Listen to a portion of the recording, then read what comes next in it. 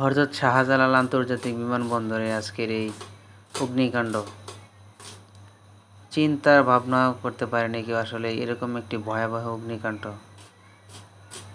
শুনেই গা শিউরে উঠতেছে। আসলে দেখেন, না জানি কত কিছু হয়ে গেল, না জানি কত লোক সেখানে ছিল, কত রকমের আর্থিক ক্ষতি। আসলে আল্লাহ তাআলা আমাদের সবাইকে হেফাজত করুক।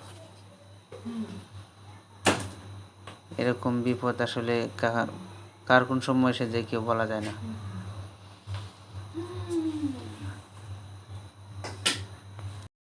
আসলে আমরা যতটুকু নিরাপদ মনে করি নিজেকে, আসলে তো কিছুরই নিরাপদ না। আসলে আল্লাহ তাআলা যে কোনো সময় যে কোনো কিছু করতে পারে।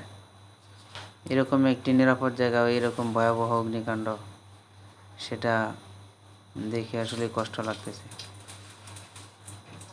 এরকম একটি অগ্নিকাণ্ড ঘটে গেল আজকে হযরত শাহজালাল আন্তর্জাতিক বিমানবন্দর। আগুনের যে ভয়াবহতা, আসলে অনেক বিস্তীর্ণ এলাকা ছড়িয়ে পড়ে।